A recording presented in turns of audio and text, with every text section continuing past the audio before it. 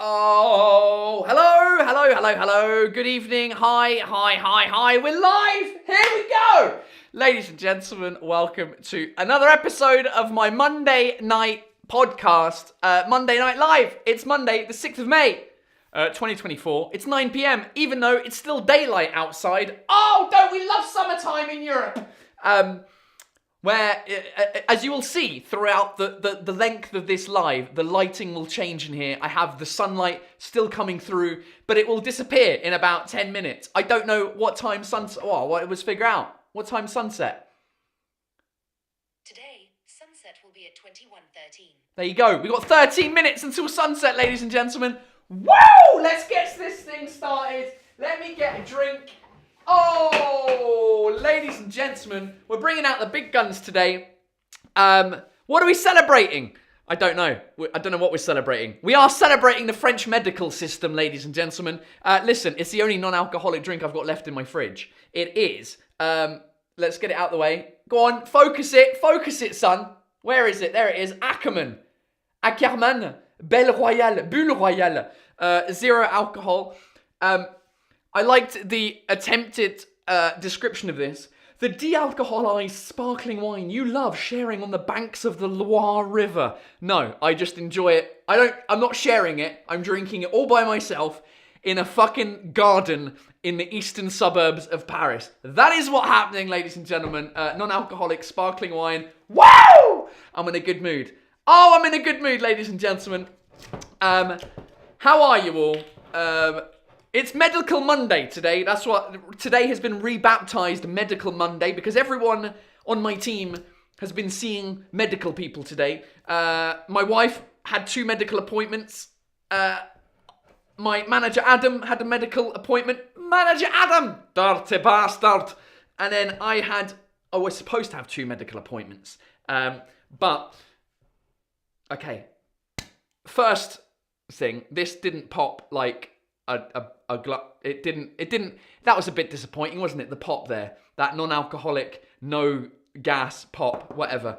We'll get over it. I was supposed to have 2 medical appointments today. However, the first one was at 12:30. I'll tell you what the medical appointments were and why I love the French. Listen, I've been complaining about France quite a lot. That's my entire career. Today, I'm not complaining about France. Cheers, everyone. Let's hope this tastes not like shit.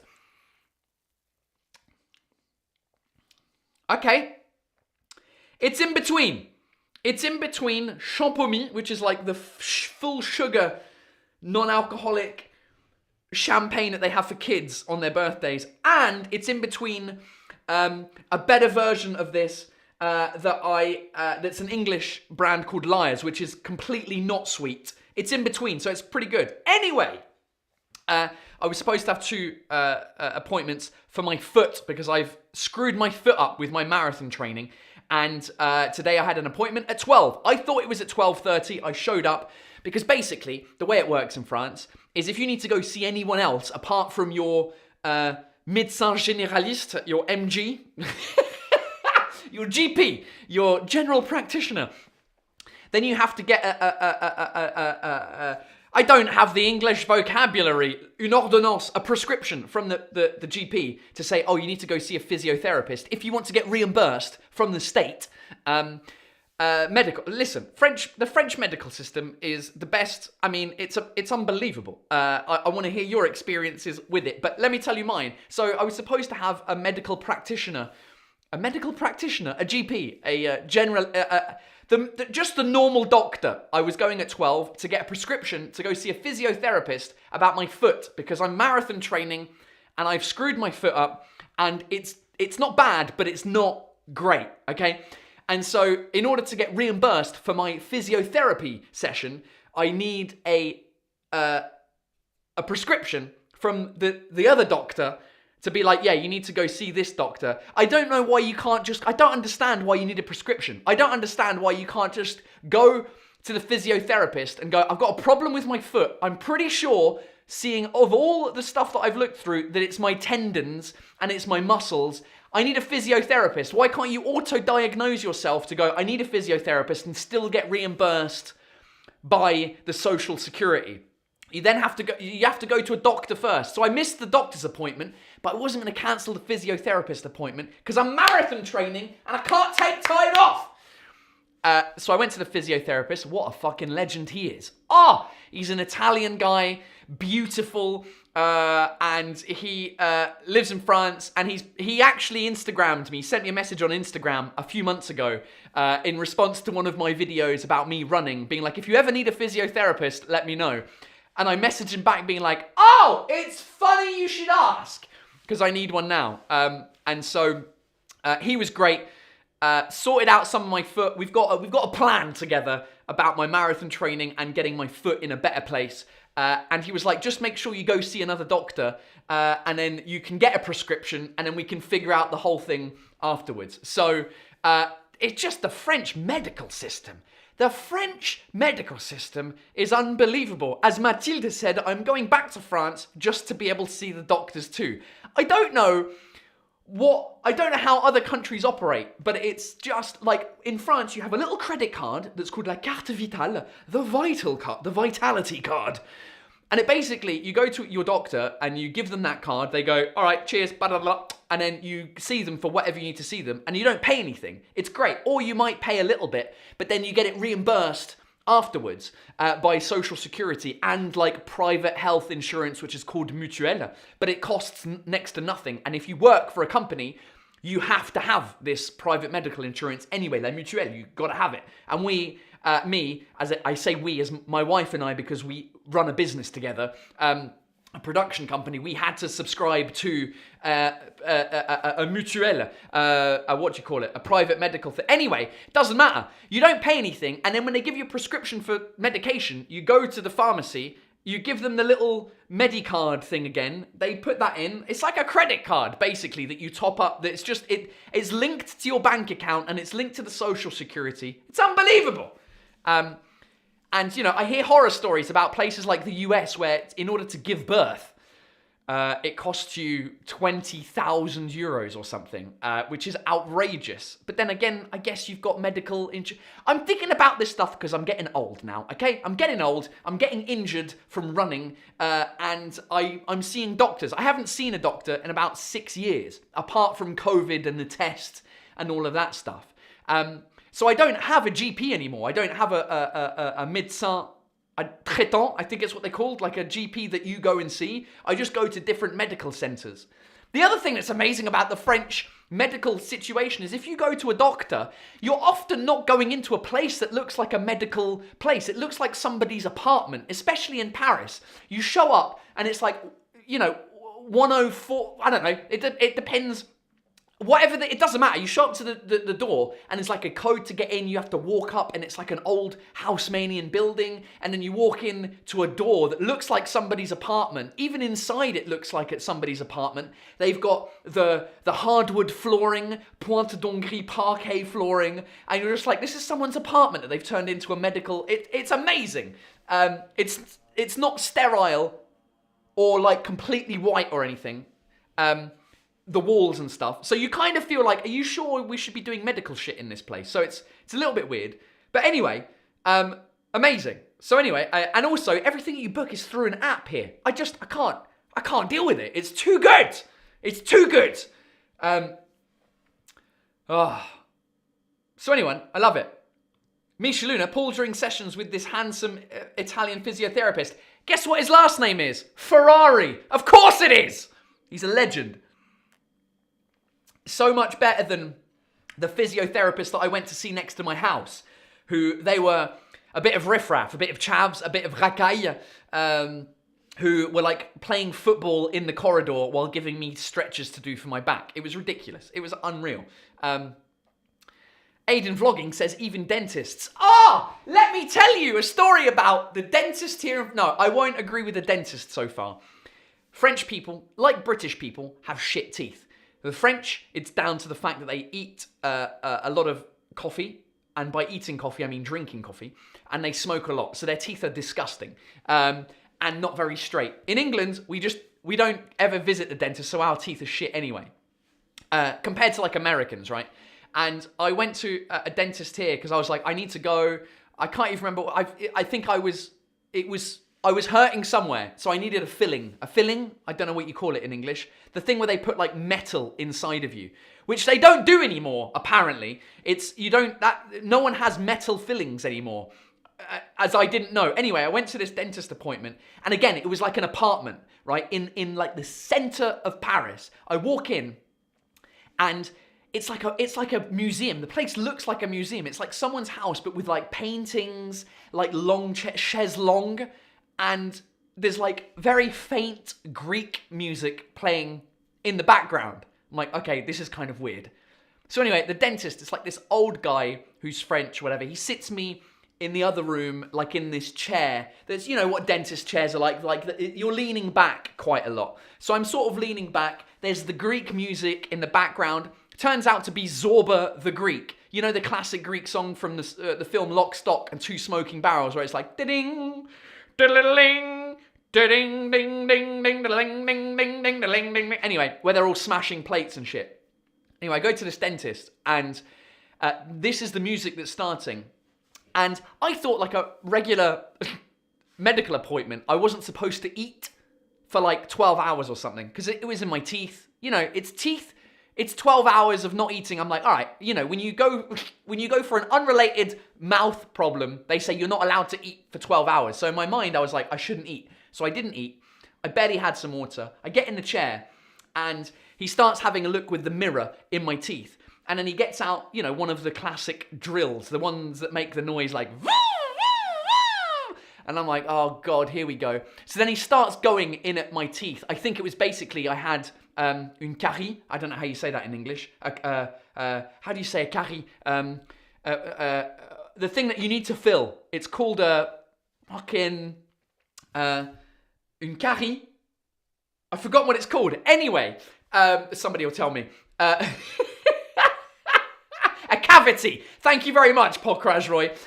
So I think they need to drill out the cavity and to be able to fill it. So anyway, it's going... And I'm heading back, and I can smell, like, the dust of my teeth. It's horrific when you're, like... And the dust is going, and it's horrible, and it's like, obviously my mouth is held open by something. And I start feeling really faint, like I start feeling really sick, like properly sick, like I'm about to faint, whatever, because it's just horrific. And so I'm like upside down with like what is water, because I think they drill and then they have like a suction thing and a water spray that like sprays the... I don't know. I don't know what's going on in my mouth while it's happening, because obviously it's in my mouth. So the guy's like, did you eat anything this morning? And I'm like... So he sees that I'm about to faint.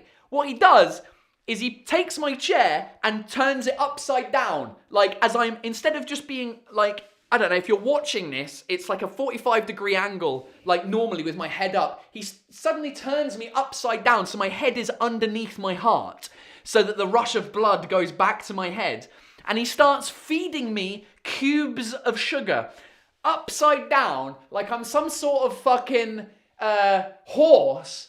All the while, Zorba the Greek music is playing in the background. Ding, ding, ding, ding. I was expecting 5 men to come around and start smashing plates around me. It was horrific. So French dentists, the one French dentist I've been to, no. But doctors and the general medical system, amazing. Again, a dentist, I didn't pay anything for it. So yeah, cheers to the French medical system. Oh...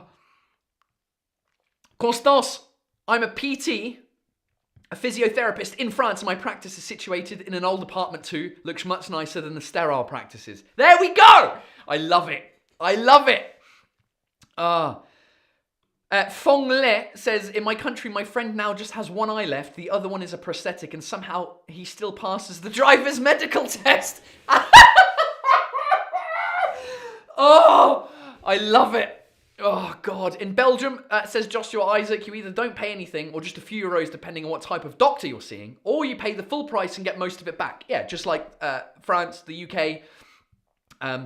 Yeah, it's amazing. It's great. Kristen Kim, my dentist, is my former student before my dad was a dentist until he passed away. Oh, right. Nice. France is one of the highest percentages of people wearing tooth braces. Interesting. Yeah, I thought about getting like the Invisalign thing.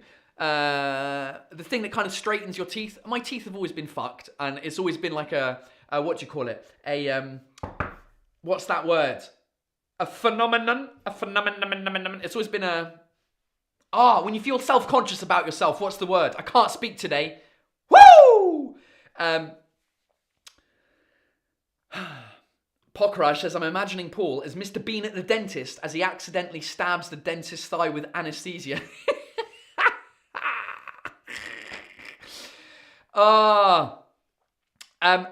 Pagophilus, Paul, you living legend. Oh, you're too nice, mate. You're too nice. I hear the sarcasm, though. Since you're a professional French inspector, is being Frenchman a mental illness? No, being British is a mental illness. I'll tell you that. Being anyone is a I think mental illnesses are not talked about enough. And we're starting to get there. We're starting to get there with, diagnosing things and people being more open about mental illnesses. And then there's if you follow TikTok or social media, everyone's got a mental illness. So yeah, if you're being a French person, can be challenging. I say that I'm not French yet. Oh, has he got some news? No, I don't have any news. Apart from my new show, my new English only show is going to be called "Fuck Me, I'm French." So have that to look forward to in the next coming months. Paul, mate. I know that bevy is not alcohol. It isn't alcohol, unfortunately. It's 0 alcohol sparkling wine.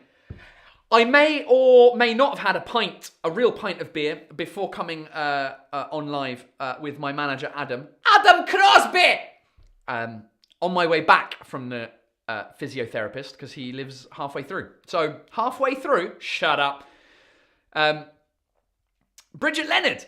What I thought was weird when I went to the French dentist was they didn't tell me to come back in 6 months. I never got a message reminding me to come back in 6 months. Why? Does that happen in countries where people have nice teeth? Man, it's one. I don't know why it's such a phobia, dentist, for certain people. I've seen people get their teeth redone and it just looks white and it looks amazing. And I'm just like, yeah, but you just become a different person, I think. I don't know. I don't know. Oh, Bridget Leonard, she's got the Invisalign. All right, nice. A complex, that's the word I was looking for, Misha. It's always been a complex, as is my beer belly. What else? What other complexes do I have? My fingers, my witch fingers, as my mate called them, and still does call them. Fucking 20 years I've been nicknamed witch fingers. What was the other thing? It was witch fingers or carrot fingers. That was it. So yeah. JL Wing, I have a brilliant dentist in the 16th. JL Wing, send me a picture of your teeth and then send me the link, the name of your dentist. If your teeth look great, I'll go and see the dentist because I actually need to go back.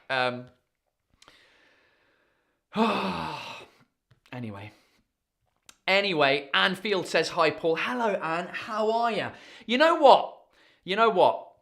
I feel like I'm in too much of a good mood. So I need to go off on one. I need to get annoyed. I need to get annoyed at things. And I think I'm going to add a new segment to this podcast called Paul's Pet Peeves. Paul Taylor's Pet Peeves, where every week I tell you something that annoys me, and then you just share the shit with me that you hate. Just little things that annoy you. Not even serious things, just annoying things. But before I get to that, Kristen Kim has a question. When are you performing at the Edinburgh Festival? I haven't announced it yet on social media for a couple of reasons. One is because, just for a couple of reasons. You don't need to know the reasons, but the tickets are available, ladies and gentlemen, to come and see me at the Edinburgh Fringe Festival for my show, Fuck Me, I'm French, which doesn't exist yet. The show doesn't exist, but the tickets are on sale, and I'm looking forward to working out the show. I'm slowly building it, and they're available online at livenation.fr. If you go to Live Nation, well, I think it's probably .co.uk. But if you go to Live Nation and you type my name in, you'll find my show in Paris, which is Paul Taylor and Friends, where I invite some amazing English-speaking comedians at a show where I'm testing my new jokes and whatever. And then if you click on the international section, you'll find the Edinburgh Festival tickets already available. So if you want to come and see me for an hour in English only at the Edinburgh Festival this summer, then you can already get your tickets or at Live Nation. Live Nation! So you can do that. Or I don't know if I'm actually listed in the Edinburgh Fringe Festival thing yet. But there you go. Exclusive for you. So pet peeves. The things that annoy me just because I was in a good mood and the French health system is amazing. I was like, I've got to come up with something that annoys me. And I just figured, Paul's pet peeves. We need a jingle. It's time for Paul's pet peeves. Ba-da-ba-bow. Tell me what yours are. Get them ready in the comments, and I'll see if I agree with you or not. My thing that annoys me is on public transport, okay? Especially in Paris. I don't remember this from my London days, but London was 15 years ago. Is that when you're in between two stations on the metro in Paris, and it's packed, right? I was stood up the other day, like at the pole, where the doors are. Like the doors are in front of me, I'm at the pole, and there's some people behind me at the other doors. And we're in between two stations. And in between the two stations, the people behind me, there was one person behind me at the other door who was trying to push through me and some other people to get as close as they could to the doors so that when the doors opened at the next station, they could leave. But the thing is, the train was so packed, we couldn't move anywhere. No one could move anywhere. And the person's like, oh, pardon. I'm like, what? Pardon what? And they're like, I'm getting off at the next station. I'm like, dickhead, so am I. We're not at the next station. Why don't you wait until the next station? When the doors open, people will start leaving. And then you can leave and there's some space. Because right now, no one's moving anywhere. Don't worry, you're not going to miss your station. I've never seen anybody who's tried to get out of a train miss their stop. I've seen people like in their own minds thinking about something or reading something or listening to music, and they look up and they realize this is their stop, and they're like, oh shit, it's me, and they miss getting out of the train. But if you know you're getting out, you're gonna get out of the train. Stop trying to push through me. You're not getting anywhere. At no point have I ever seen somebody during a rush hour thing, me being on the platform, seeing a train arrive, the doors open, the doors close, and then the train depart, and somebody inside the train being like, I missed my station. It doesn't happen. Calm the fuck down and just stay behind me until the doors open. It's like they're the same type of people that when the plane lands and is taxiing towards the gate, they get up and start taking their shit out of the... It's like, man, what are you doing? The plane hasn't stopped yet. And two, you're going to get out literally 1 second before the next person. So what are you doing? Sit down, shut up, and wait for the seatbelt sign to go off. What are you doing? These people annoy me. So, that's my pet peeve of the week. So tell me your pet peeves. Claire Angeline, it's a day off today in England. Oh, is it the May bank holiday? Hey, fucking May Day. All right, Claire, it's a day off in England. No such luck for a bank holiday in France. If Christmas falls on a weekend in France, you're stuffed. This might be a pet peeve of yours. Yeah, Claire, I kind of agree with you. However, Claire, it's a bank holiday today in England. But that's it. You get 1 day off in the week. This is what's happening this week in France, Claire. Wednesday is a bank holiday. Thursday is a bank holiday. Which means that Friday, no one's going to fucking work. None of the schools are happening. Which means that my daughter, after just having 2 weeks off school, has got 3 days off school. Wednesday, Thursday, and Friday. So now we need to figure out what we're doing with our lives.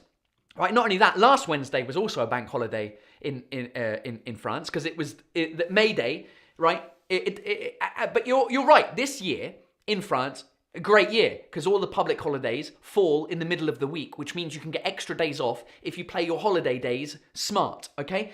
But some years, they don't work out. As you said, if Christmas is on a weekend, yeah, but if Christmas is on a weekend, no one's working anyway between Christmas and New Year, so everyone just takes that week off anyway. Now, if the 14th of July falls on a weekend, yeah, you don't get the 14th of July off. However, France and the UK has way less bank holidays, but they all fall on a Monday, right? I think there's one in May, I think there's one in August, And I think that's about it. I don't know. Christmas and Boxing Day will be on a Monday, Tuesday or something, even if... I don't know. What happens in the UK if Christmas is on a weekend? You still get the Monday off, I imagine.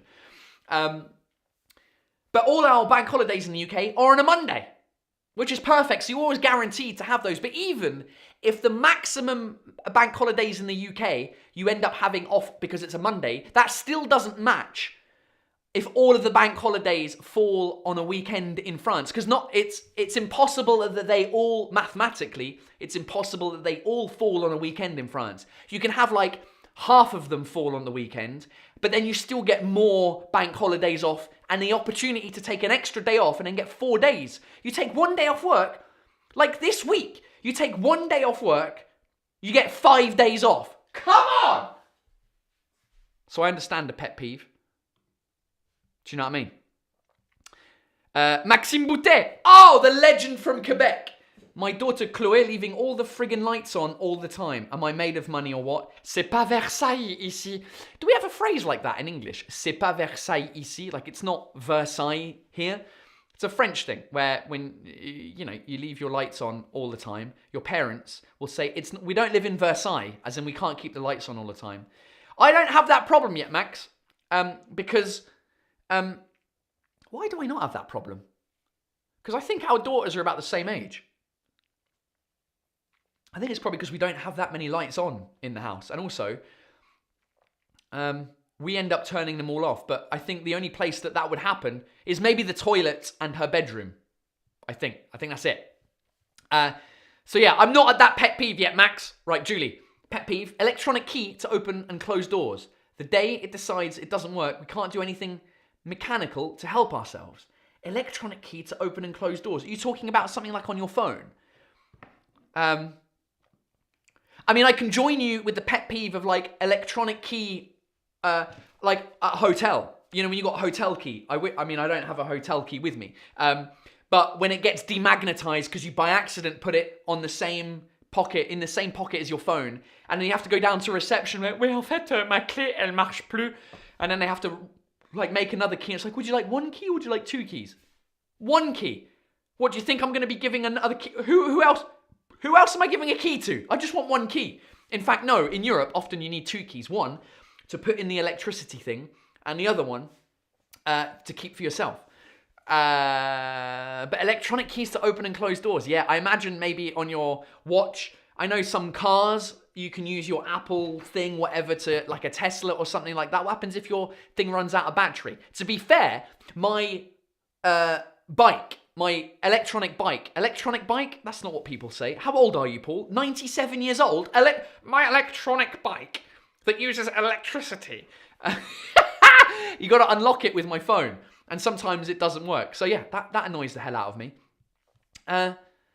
Oh, Diane Seline H. Hi, Paul. How are you? I just found your live. You're so hilarious. Thank you, Diane. Diane. I guess it's Diane because it's... unless it's Diane Seline. Right. Let's have some more pet peeves, ladies and gentlemen.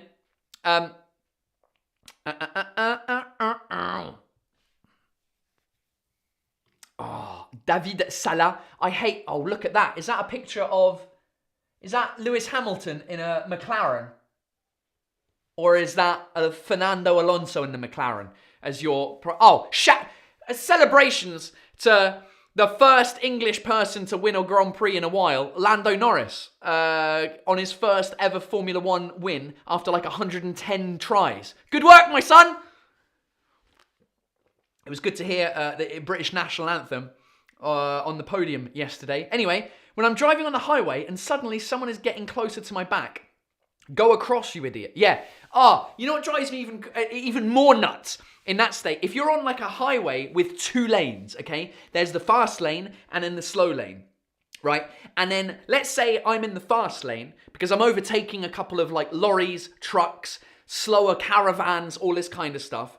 And let's say I'm like overtaking them at a normal pace. Usually it annoys me when let's say we're in France, it's 110, okay? The speed limit. So I'm at 110 in the fast lane.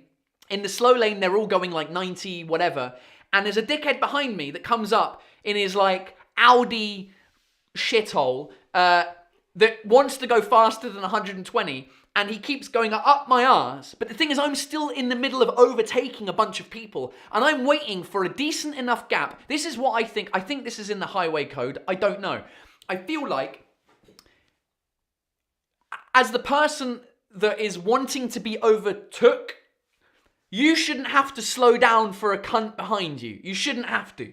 So if I'm doing 120, I need to wait until there's a gap big enough where I can slide in to the slow lane, not slow down, for him to overtake me, and then me pop out and still maintain my 120 or 110, whatever the current speed that I'm driving at. I shouldn't have to slow down for him.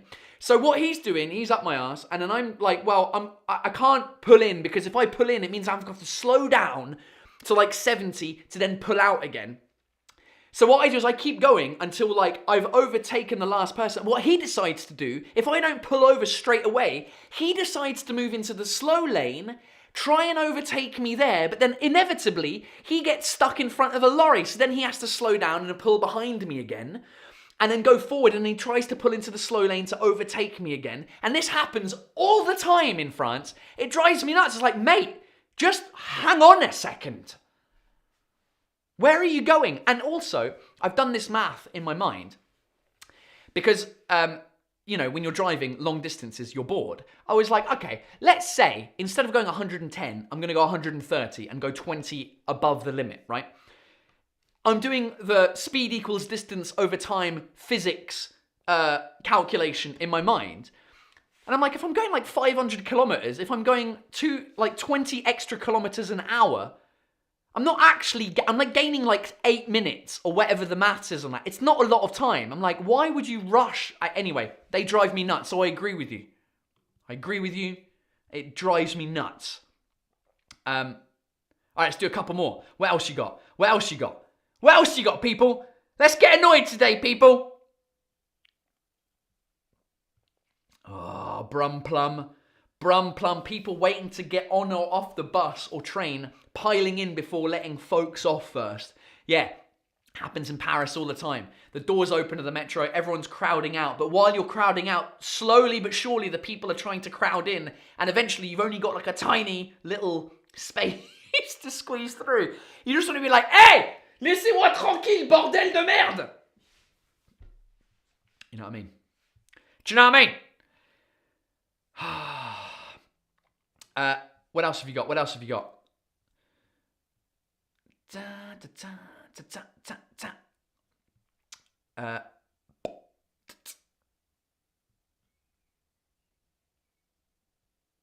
Man like Paul, okay, a couple of people are asking about the training, the marathon training. Man like Paul, what is the longest marathon you've ever run? Furthermore, after said run, did you go on the sesh? Well, that's an irrelevant question. One, because I've never run a marathon. Two, the longest marathon you've ever run, that doesn't exist. It's 42.2 kilometers or 26 point whatever miles. There isn't a longest marathon. The marathon is a fixed... It's like, oh, what's the furthest 10 kilometers you've ever run? Fucking 10 kilometers, mate. It's a fixed distance, so you can't run the longest one. But the longest amount I've run ever... I mean, officially, it was recently. It was like 11 kilometers or something like that. Did I go on the sesh, which means I presume like a drinking session afterwards? No, absolutely not. I did have a physiotherapist session 3 weeks afterwards, though, which was today. But I've just, I had to not run for the last week. I needed to take a week off just to see if my foot was going to get better.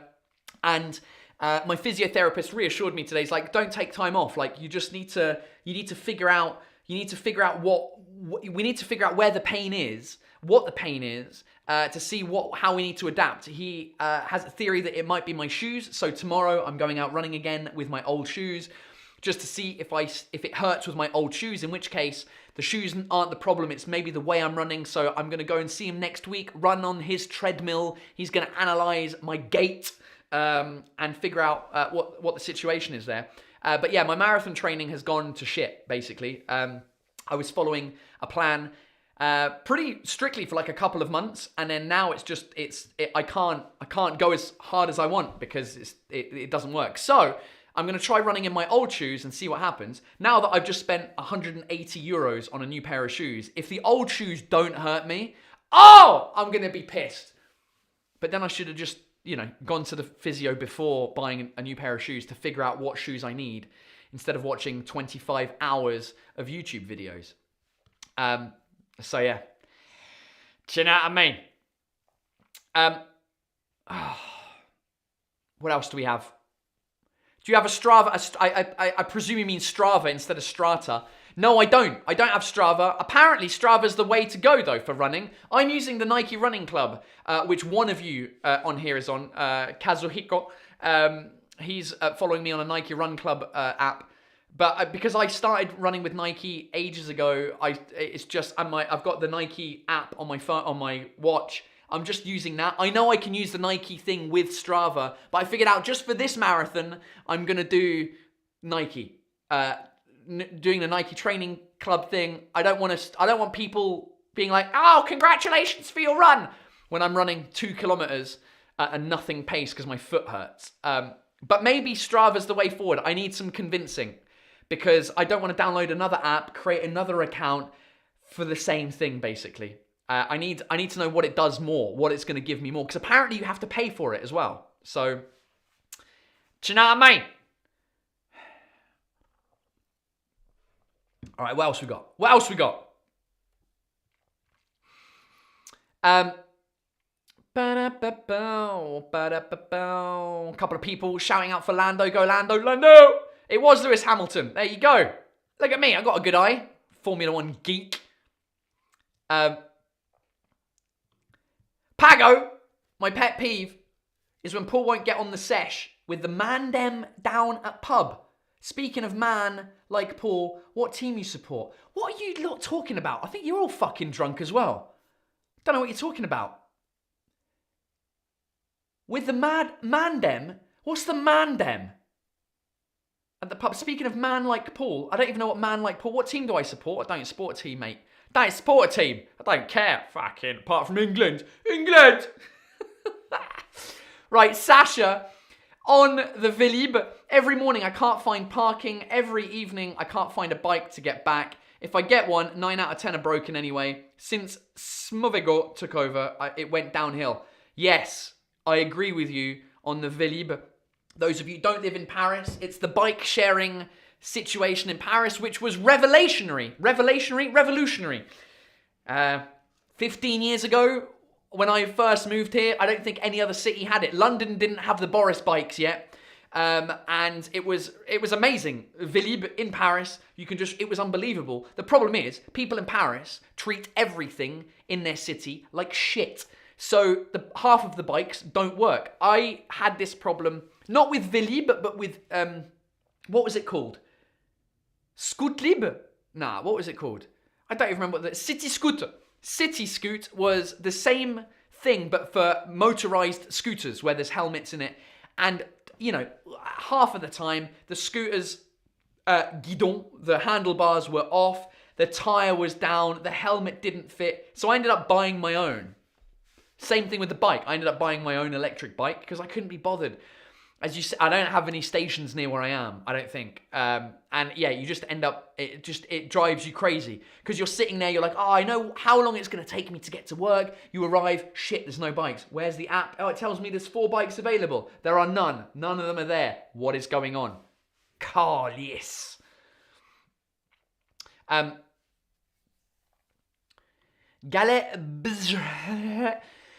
Did you see the video of a woman who got 35 euros for driving too long in the middle lane on the highway? No, I didn't see that. Is that a thing? Is that a... I don't know. Crazy. What else? What else we got?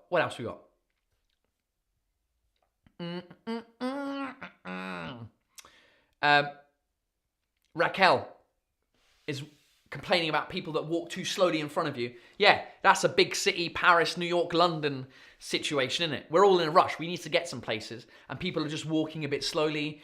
And then what's weird is in big cities, you have to do what you do with cars. Like, if you're behind somebody and you want to, like, overtake them on foot, right? and you you still end up looking behind you to see if there isn't somebody trying to overtake you, trying to overtake the other person. It's amazing. I'm finding that now with biking all over the place. Happens all the time. But yeah, people, I mean, especially in Paris or London or New York, when people are like, oh, where are we going? What's the name of this restaurant? I don't understand. And then you're just like, get out of the way. I've got a place to get to now. I looked on Google Maps. It said it was only going to be 17 minutes walking. I allowed 16 minutes to get there. So get out of my fucking way.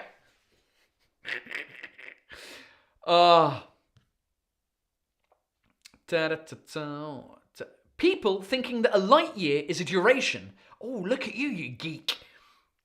Please, it's a distance. So that's a pet peeve of yours, Patrick Schnwillwilly. A light year.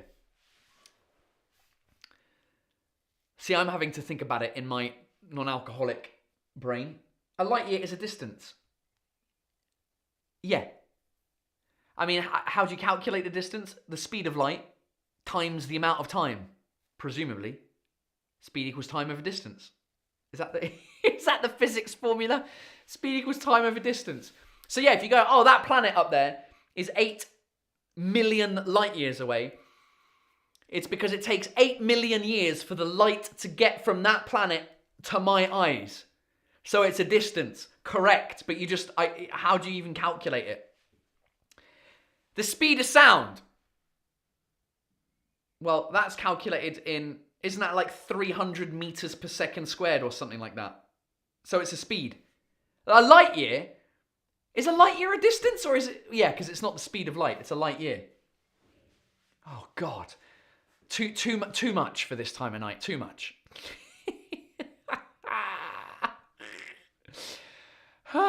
Mathilde is asking me if I need the orthopedic semelles. What do you call those in English? Insoles. Maybe, potentially. This might be yeah, instead of buying new shoes, I might just get some orthopedic. Do you know what I mean? I did the Shanti half marathon last year. Be careful there. I might go too. Maybe I'm going to see David. Let's make it a date, my friend. Shanti half marathon is happening in exactly almost 1 month. Oh, fuck. The 9th of June. My favourite thing about Shanti, obviously it's the name of the cream, of whipped cream in France. If you put whipped cream on strawberries, they call it crème chantilly. I don't know if it comes from Shanti, but in any case, my favourite story about Shanti was when I used to work at Apple. I was a training instructor, and me and several American colleagues were delivering training in Amsterdam. And on our weekend off, they were like, should we go to Paris? I'm like, yeah, let's drive to Paris. So we rented a car. We drove to Brussels. We stayed the night in a youth hostel, all in the same bedroom. It was amazing. And then the next day, drove to Paris, met up with my wife, and I took them on a tourist tour of Paris, and then we came back the next day. I think it was like a 3-day weekend or something. If you drive from Brussels to Paris, you go past the town of Chantilly. And I'll never forget, there was, I don't know if she was sat at the back or in the next, there was one of my American colleagues called Elena, just sitting in the front, and she saw the signpost saying Paris, Chantilly. And as we drove past, she was like, oh, Chantilly! In the most Southern American accent. I don't even know if it was a Southern American accent. I feel like she came from the South. I can't remember where she came from. She was like, Chantilly! And it was fucking amazing. So anyway, Chantilly. I'm doing... the 2 races I've got before the marathon are the half marathon in Chantilly. But then in 1, 2, 3, almost 4 weeks, I'm doing the 10K in Paris. The Adidas 10K Paris run with my daughter. There was no more places. It was full up, the 10K in Paris, because it's a very, apparently, prestigious 10K where 30,000 people take part in it.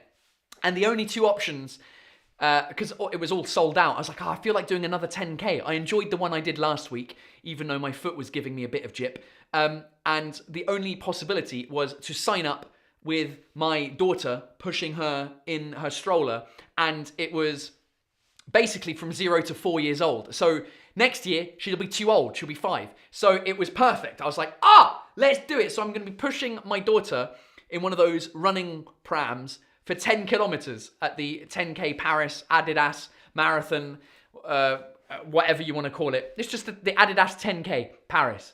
And so I'm excited to do that because you get like a proper nice medal and it seems like a really great vibe, like 30,000 people. The one that I did a couple of weeks ago, or a week ago, was in Montreuil. And there was like, I think there were like 600 people running the 10K, and there was a couple of thousand people, on the streets. So I'm super excited. Come and see me in Shanti or at the 10K Adidas thing to come and cheer me on. Just go, hey, dickheads! Just shout that out, and I'll be like, hey! Anyway.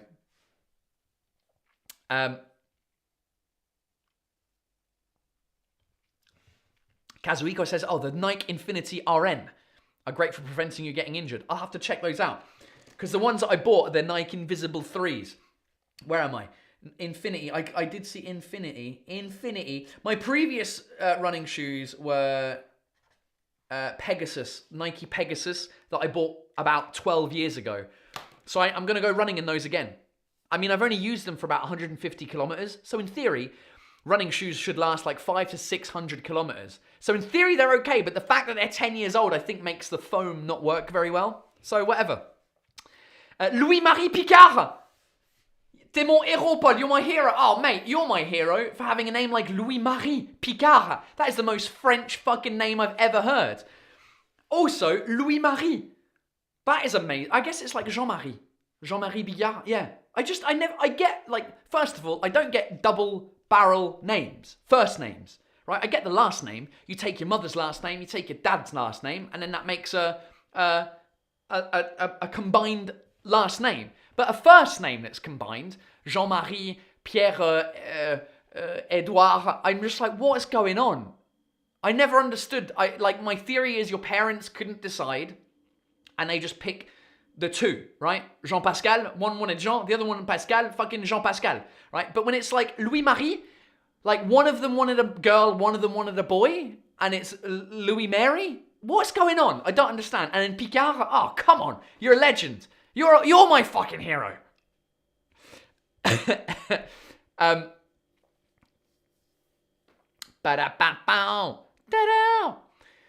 Oh god, it's almost 10-2. We'll have to do some terrible translations in a second. Right, let me go down to the bottom of the comments, see what's going on. Steve Chisnall, if you ever try to do the Boston Marathon, be warned, the reason it's so hard is topography. Mate, the Paris Olympic Marathon is worse than the Boston Marathon. So I'll be well prepared. Check out the elevation gain. Well, I don't know, what's the elevation gain at the Boston Marathon? If it's less than 400 meters, then Boston Marathon elevation gain. 891 feet, I don't know what that is. What's 891 feet in meters? 271.5. 271? Piece of piss! Compared to the 400 meters we've got coming up for the Olympic Marathon. Come on! I'd like to do the Boston Marathon. I won't ever be able to run quickly enough to get into it, though. So we'll see. We shall see. JL Wing, the Adidas 10K has changed. It's now an 8% gradient from the Trocadero to... Yes, I saw that. It's still not as much as the Paris Marathon. It's going to help me because the Paris Marathon is 13% incline. But yeah, if you check the... they just released the Adidas 10K... Adidas. I don't know why I'm calling it Adidas 10K. I think it's maybe because they have other 10Ks in Paris, but I don't think they do. Because in order to organize a 10K, you have to close down like all of the streets. The parkour. Where is the parkour? I've just understood where the sport parkour comes from. It comes from the word parcours, which means I don't know what it means. The way. Let's have a look. Here it is. We start near the Arc de Triomphe, Avenue Victor Hugo. We peg it down Boulevard Haussmann, get to Opéra, and then we go down to the Louvre, and then we come back all the way around. And then the 8% incline is here, where it says Jardin du Trocadéro. From there, all the way back up to Porte Dauphine. So that's going to be fun. Adidas 10K, 26th of May. Pow! I'm looking forward to it. To pushing my daughter around for an hour. And after 10 minutes, she's going to be like, c'est nul! But she's up for it. I won't be pushing a pram in a marathon. Correct. I'm not doing it. I'm doing it for the experience. I'm not doing it for a record or anything. Although, I would kind of be fun to see if I could beat my personal record of a 10K while pushing a pram up a hill of 8%. Oh, God. Right. Ladies and gentlemen. Terrible translations. It's the part of the show where you send me your terrible translations to my email address, terribletranslations@gmail.com. Oh, terrible translations at FTW, excuse me, at gmail.com. And we go through them, and then we have a bit of a laugh. This week, we got a shit ton. I don't know why there's so many this week compared to last week. I guess you're on fire this week. Right, let's go for it. Number one is from Giotrevi. Hi, Paul. This isn't a terrible translation, but I hope you'll find it interesting anyway. Okay, we spoke about our phones spying on us. This is an ad that TikTok showed me randomly tonight after your live. I have never searched anything related to Live Nation in my entire life. I didn't even know what it was before you mentioned it. I had never had this ad presented to me before. Coincidence, who knows?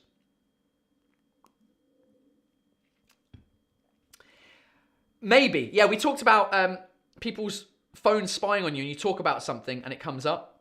I reckon, Joe, it's because you must have not searched for them, but you must have seen my post, my advert, or my thing come up for Paul Taylor and Friends, which is a Live Nation thing. Also, now that I'm part of Live Nation, it might algorithmically figure it out, being like, oh, she liked Paul Taylor's post, then she must like other Live Nation posts. Do you know what I mean? Maybe that's what's happening. Or maybe they are listening to promotions. Gaël Gallon. This looks like an ad. What? Too long. I'm not sending it. Red Becky. In Swedish, fartful means fast-paced apparently. Oops, IKEA. Workbench, fartful.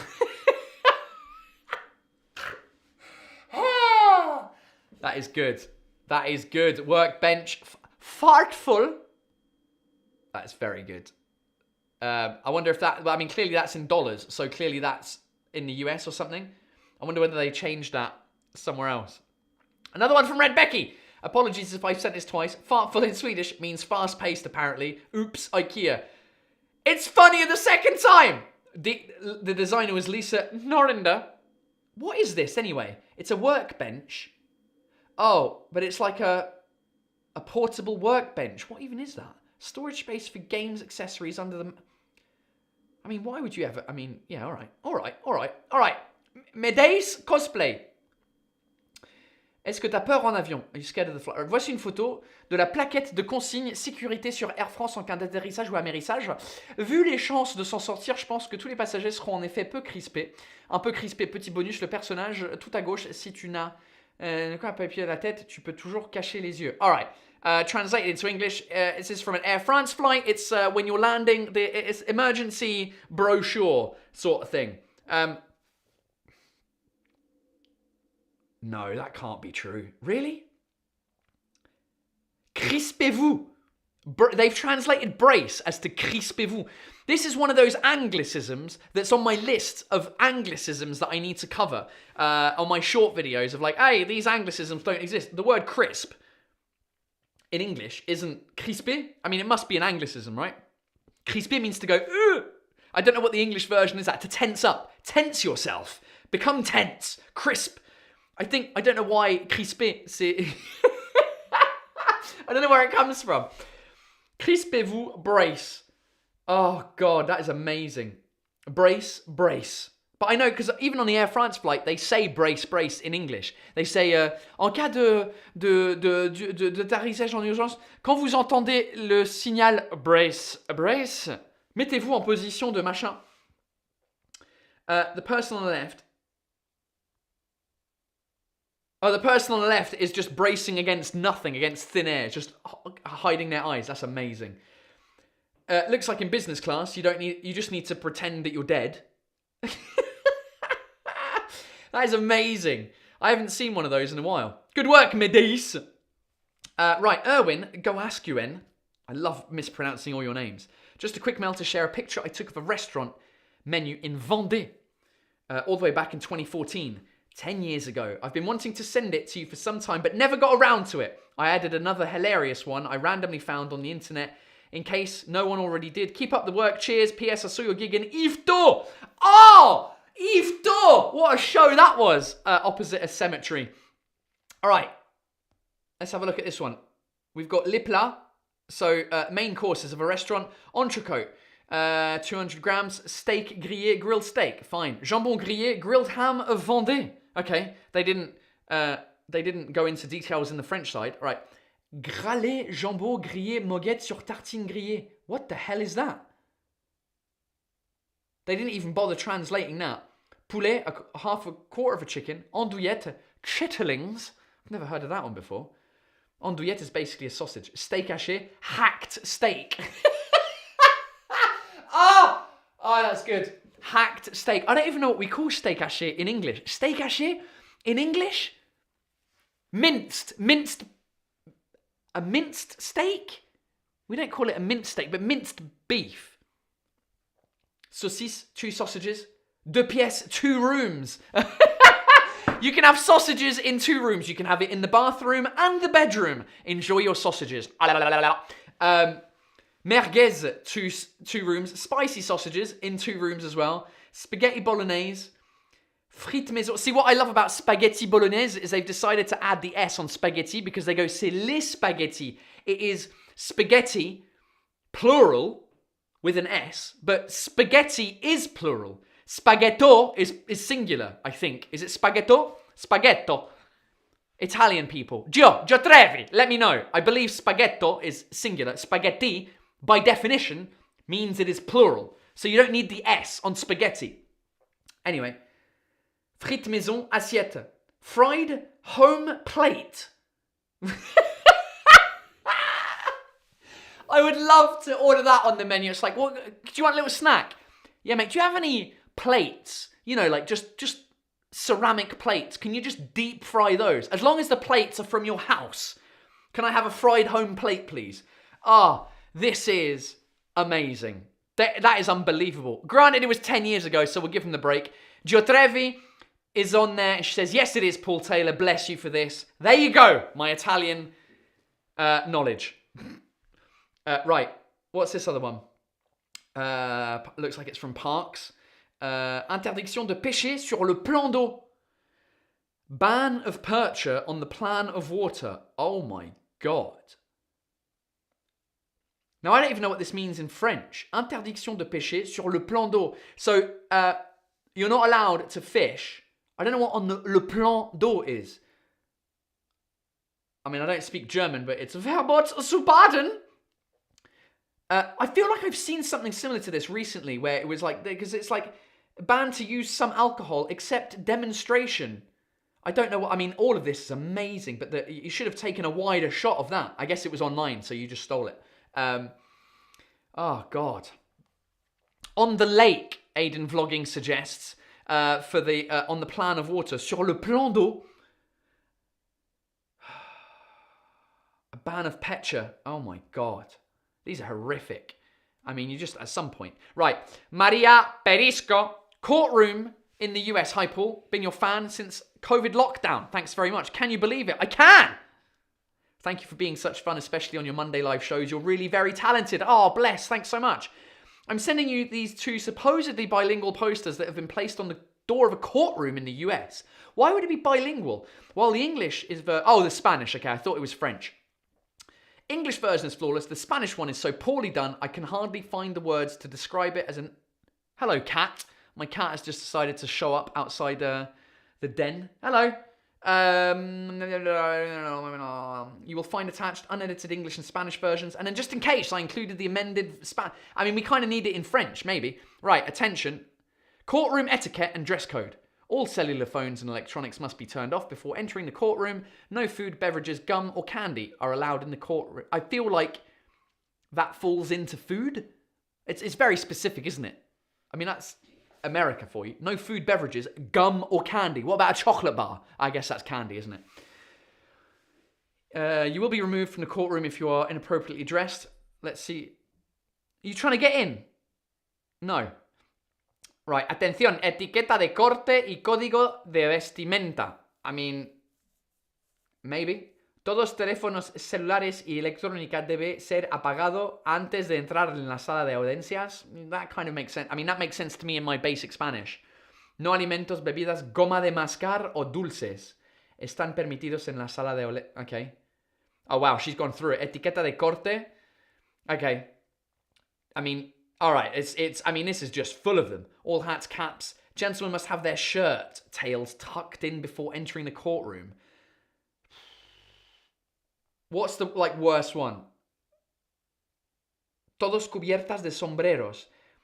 Everyone, all hats, caps, or head coverings. Okay, todos cubiertos de sombreros. It's like all of us are covered in sombreros, in hats. What? What are you talking about? No comba pantalones, which means no sagging pants. No flip-flops or house shoes. I mean, even in English, these lot are a bit mental, aren't they? Hold on. No person is to wear shorts of any kind. Skirts? What the fuck are skirts? Is that a skirt and a short together? What? Mini skirts, tank tops, hoodies, pajamas. That's not how you spell pajamas. You spell pajamas with a Y. Pyjamas, not pajamas. Pajamas! Excuse me, you cannot wear the pajamas in the courtroom. Fucking Americans. That was good. Although, the Spanish, I don't know, because I'm not good enough in Spanish to know. It's Aiden vlogging! I was walking by the stadium in my home city of Bordeaux. I immediately noticed this restaurant's name. I don't know whether the spelling mistake was intentional or accidental. I haven't read it yet, but I imagine it is accidental, but it's intentional. I reckon it's both. I reckon they're trying to do a play on words of something, and it's a play on words that sounds funny in French, but they've spelt it the French way, which is not the correct way. That is I haven't even seen it yet. Let's go. Le too much. Fuck off! The too much. Oh my goodness me. Yeah, that is that is definitely on purpose accidental. Le too much, c'est too much. Non, là c'est too much. That isn't really inviting as a restaurant, isn't it? A bar festif, the too much. Because you don't have one drink, you have two drinks, and two drinks is too much. Way! That's a good one. I could write a book about French businesses trying to come up with play on words that don't work. Preston Sellers, we love you, Paul. Fuck me. Oh, God. I mean, you win just for the terrible Photoshop job. It looks like somebody's cut my body in half and then stuck my torso on top of the tabernacle, le tabernacle, because that is the tabernacle, isn't it? Isn't that what you call a tabernacle in church things? The table where you eat where you drink the chalice and the host. The colliers, the tabernacle des Christ. Anyway, good one. Right, jeu mobile surprise douteuse. Cette semaine, un jeu mobile et une vitrine. All right, this week a mobile game and a shop window. Okay, mobile games don't have translation as their top budget is number one. Number two, let's see what does it say? Race de niveau. What?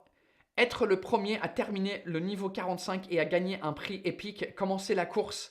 Race de niveau. I imagine in English what they're trying to say there is level race, race level, race level, level race. I don't know. And then you can clearly tell the font that they're using doesn't accept accents. So it looks like shit. Number 2. It's not the best way of announcing the sales in a shop. Sale surprise! Where is this? I guess this is in Belgium then. Sale. A surprise sale. And it's in euros, so I imagine it is Belgium. I guess that's what they call sales in Belgium, is sale. Les sales. Whereas sale in French just means dirty. Come into this shop and you'll get a dirty surprise, like somebody showing their willy. Sausages everywhere. Kite and sailing. Oh, he's back. Kite and sailing. This is Hervé Songis from Kite and Sailing. I just did my first kite and windsurf trip on a sailing catamaran, going to Glenot Archipelago, Brittany, and the boat that I rent gave me this terrible translation: keep shut at sea. Can you please give me the best translation? I will forward it to the rental company. Thank you, and cheers to all the dickheads. I'm sure everyone else can come. Please keep shut at sea. Oh. That's fine. Hervé, what's the matter with this one? Give me this terrible translation I rent. Keep shut at sea. Can you best translation? Are you talking about in French? Because that seems to be... I mean, that makes sense. On a window that you can open, keep shut at sea. Am I being silly there? Keep shut at sea. Or do not open at sea. Maybe you're looking for a French translation. But no, because your name's Hervé, so you know what's going on. Hervé Songis, if you don't know the French translation. I mean, the French translation would be garder fermé. I don't know what it would be. What would it? Ne pas ouvrir sur le plan d'eau. Keep windows shut, not the passengers. Yeah, all right, I see what you mean. The context there helps, right? The keep shut at sea, because it's a window, it makes sense. Shut the fuck up at sea. Keep window shut at sea. But because it's under the window, and clearly the budget of their, what did you call those tags? We used to have them at Apple all the time. What do you call those? Little stickers. Come on, the people that have normal jobs, what do you call them? El Gato? No, it's not El Gato. It's like an L something. The names of those stickers. Come on, people. A P-Touch label. That's not the word I was looking for, Patrick. It was something else. An L... labels. Yeah, there's another word. There's like a specific brand that does these things where you type it on a little thing, you press the go button, and it spits it out, and it's like a sticker. Card. A Dymo labels. Thanks very much! Yes. All right, good one. Right, we gotta go. We gotta go. Let's do 2 more. The 2 that are left. Community and... What? I don't know what's... Community... Reddit Paul Taylor. there's a... I'm gonna have to check the... There's a Reddit Paul Taylor. Is that even a thing? Or if... No, I don't have the app. Piss off. Whatever, I'll check it later. Did I try and send a message to somebody? What? I don't know what's going on. All right. That was it then, ladies and gentlemen.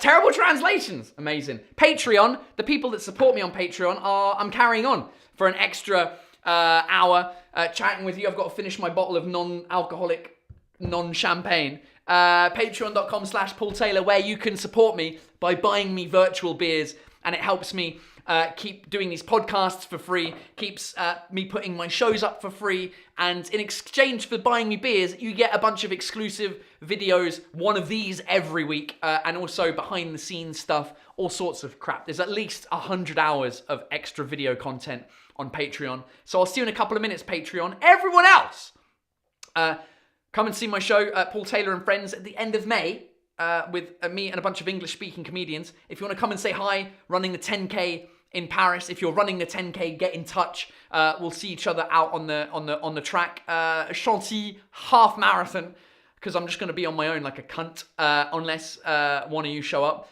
So that's it for now. I'll see you next week.